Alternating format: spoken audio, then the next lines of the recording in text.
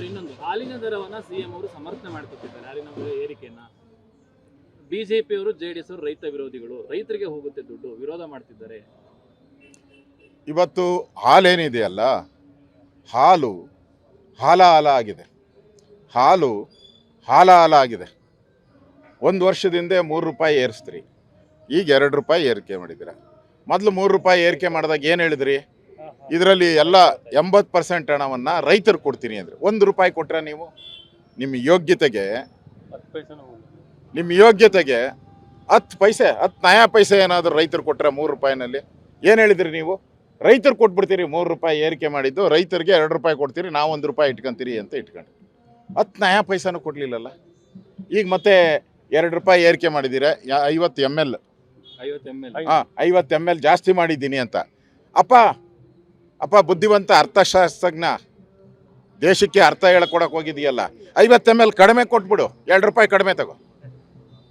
50 ml ಕಡಿಮೆ ಕೊಡು ನಮಗೆ, ನೀನು 2 ರೂಪಾಯಿ ಕಡಿಮೆ ಮಾಡು. ಜಾಸ್ತಿ ಕೇಳಿದವ್ರು ಯಾರಪ್ಪ ನಿನ್ನ ಬಂದು?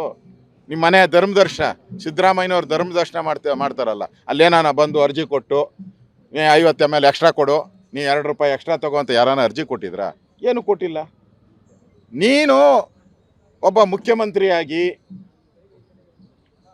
ಮಳೆಗಾಲ ಬಂದಾಗ ಹಸಿರು ಜಾಸ್ತಿ ಆಗ್ತೈತೆ, ಮೇವು ಜಾಸ್ತಿ ಆಗ್ತೈತೆ.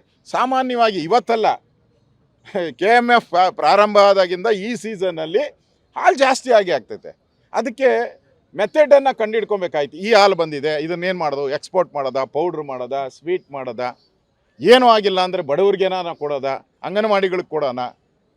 ಅಪೌಷ್ಟಿಕದಿಂದ ಎಲ್ಲೆಲ್ಲಿ ರೈತರುಗಳು ಉತ್ತರ ಕರ್ನಾಟಕದ ಭಾಗದಲ್ಲಿದ್ದಾರೆ ಅವ್ರಿಗೆ ಸಹಾಯ ಮಾಡೋಣ. ಆ ಜ್ಞಾನ ಇಲ್ಲ ನಿನಗೆ.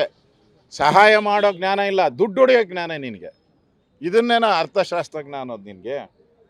ಇದೇ ಅರ್ಥಶಾಸ್ತ್ರ ಅಂತಂದರೆ, ಈಗ ಯಾರೋ ನಾವು ಹೋಟ್ಲಿಗೆ ಹೋಗ್ತೀರಪ್ಪ, ಹೋಟ್ಲಿಗೆ ಹೋಗಿ 2 ಇಡ್ಲಿ ಕೊಡು ಅಂತ ನಾವು ಕೇಳ್ತೀರಿ. ಅವ್ನು ಬಂದ್ಬಿಟ್ಟು 3 ಇಡ್ಲಿ ತಗೊಳ್ಬೇಕು, ನೀನು ಇನ್ನು 4 ರೂಪಾಯಿ 10 ರೂಪಾಯಿ ಜಾಸ್ತಿ ಕೊಡಬೇಕು ಅಂದರೆ ಏನರ್ಥ?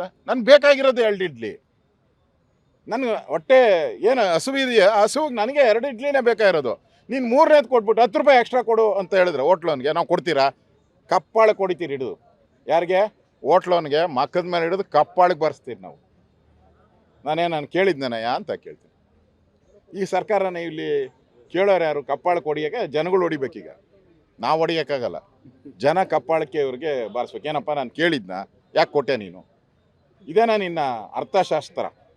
15 ಬಡ್ಜೆಟ್ ಬಂದಿರೋ ಅರ್ಥಶಾಸ್ತ್ರ ಕೇಳಿದ್ರೆ ಒಬ್ಬರು ಮುಖ್ಯಮಂತ್ರಿ ಹೇಳ್ತಾರೆ ಅದು ನಮ್ಮ ಇಲಾಖೆ, ನಂಗೆ ಸಂಬಂಧನೇ ಇಲ್ಲ ಅಂತಾರೆ. ಅಂದರೆ ಸರ್ಕಾರಕ್ಕೆ ಬರಲ್ಲ ಅಂತೇಳಿ. ಇನ್ನೊಬ್ಬ ಮಾತೆತ್ತರೆ DCM ಅವರು ನಾನು ನೋಡೇ ಇಲ್ಲ, ನಾನು ಈ ಊರನೇ ಇಲ್ಲ ನೋಡಿ. ಅವರೆಲ್ಲ ಸ್ಟೇಟ್ಮೆಂಟ್ ಏನಾನ ಬರೀ ಆಮೇಲೆ ಪೆಟ್ರೋಲ್ ಯಾರು ಕೇಸ್ ಮಾಡಿದ್ರಿ, ಅದಕ್ಕೂ ಸಮರ್ಥನೆ ಕೊಡ್ತಾ ಇದ್ದೀರಾ.